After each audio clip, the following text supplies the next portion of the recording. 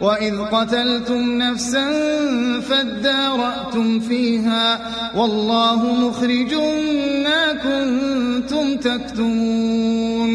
اور تمہیں یاد ہے وہ واقعہ جب تم نے ایک شخص کی جان لی تھی، پھر اس کے بارے میں جھگڑنے اور ایک دوسرے پر قتل کا الزام تھوپنے لگے تھے، اور اللہ نے فیصلہ کر لیا تھا کہ جو کچھ تم چھپاتے ہو اسے کھول کر رکھ دے گا۔ فَقُلْنَا اضْرِبُوهُ بِبَعْضِهَا كَذَلِكَ يُحْيِي اللَّهُ الْمَوْتَى وَيُرِيكُمْ آيَاتِهِ لَعَلَّكُمْ تَعْقِلُونَ۔ اس وقت ہم نے حکم دیا کہ مقتول کی لاش کو اس کے ایک حصے سے ضرب لگاؤ، دیکھو اس طرح اللہ مردوں کو زندگی بخشتا ہے اور تمہیں اپنی نشانیاں دکھاتا ہے تاکہ تم سمجھو۔ ثم قست قلوبكم من بعد ذلك فهي كالحجارة أو أشد قسوة وإن من الحجارة لما يتفجر منه الأنهار وإن منها لما يشقق فيخرج منه الماء وإن منها لما يهبط من خشية الله وما الله بغافل عما تعملون۔ مگر ایسی نشانیاں دیکھنے کے بعد بھی آخر کار تمہارے دل سخت ہو گئے، پتھروں کی طرح سخت، بلکہ سختی میں کچھ ان سے بھی بڑے ہوئے۔ کچھ پتھروں میں سے تو کوئی ایسا بھی ہوتا ہے جس میں سے چشمے پھوٹ بہتے ہیں، کوئی پھٹتا ہے اور اس میں سے پانی نکل آتا ہے، اور کوئی خدا کے خوف سے لرز کر گر بھی پڑتا ہے۔ اللہ تمہارے کرتوتوں سے بے خبر نہیں ہے۔ افتطمعون ان يؤمنوا لكم وقد كان فريق منهم يسمعون كلام الله ثم يحرفونه من بعد ما عقلوه وهم يعلمون۔ اے مسلمانوں، اب کیا ان لوگوں سے تم یہ توقع رکھتے ہو کہ یہ تمہاری دعوت پر ایمان لے آئیں گے، حالانکہ ان میں سے ایک گروہ کا شیوا یہ رہا ہے کہ اللہ کا کلام سنا اور پھر خوب سمجھ بوجھ کر دانستہ اس میں تحریف کی۔ وَإِذَا لَقُوا الَّذِينَ آمَنُوا قَالُوا آمَنَّا وَإِذَا خَلَا بَعْضُهُمْ إِلَى بَعْضٍ قَالُوا أَتُحَدِّثُونَهُم بِمَا فَتَحَ اللَّهُ عَلَيْكُمْ لِيُحَاجُّوكُم بِهِ عِندَ رَبِّكُمْ أَفَلَا تَعْقِلُونَ۔ محمد رسول اللہ پر ایمان لانے والوں سے ملتے ہیں تو کہتے ہیں کہ ہم بھی انہیں مانتے ہیں، اور جب آپس میں ایک دوسرے سے تخلیے کی بات چیت ہوتی ہے تو کہتے ہیں کہ بے وقوف ہو گئے ہو۔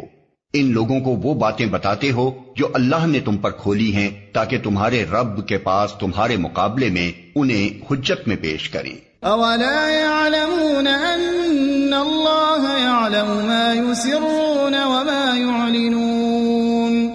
اور کیا یہ جانتے نہیں ہیں کہ جو کچھ یہ چھپاتے ہیں اور جو کچھ ظاہر کرتے ہیں اللہ کو سب باتوں کی خبر ہے۔ وَمِنْهُمْ أُمِّيُّونَ لَا يَعْلَمُونَ الْكِتَابَ إِلَّا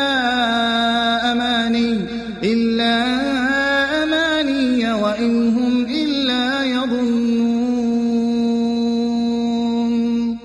ان میں ایک دوسرا گروہ امیوں کا ہے جو کتاب کا تو علم رکھتے نہیں، بس اپنی بے بنیاد امیدوں اور آرزوؤں کو لیے بیٹھے ہیں اور محض وہم و گمان پر چلے جا رہے ہیں۔ فَوَيْلٌ لِّلَّذِينَ يَكْتُبُونَ الْكِتَابَ بِأَيْدِيهِمْ ثُمَّ يَقُولُونَ هَذَا مِنْ عِندِ اللَّهِ لِيَشْتَرُوا بِهِ ثَمَنًا قَلِيلًا فَوَيْلٌ لَّهُم مِّمَّا كَتَبَتْ أَيْدِيهِمْ وَوَيْلٌ لَّهُم مِّمَّا يَكْسِبُونَ۔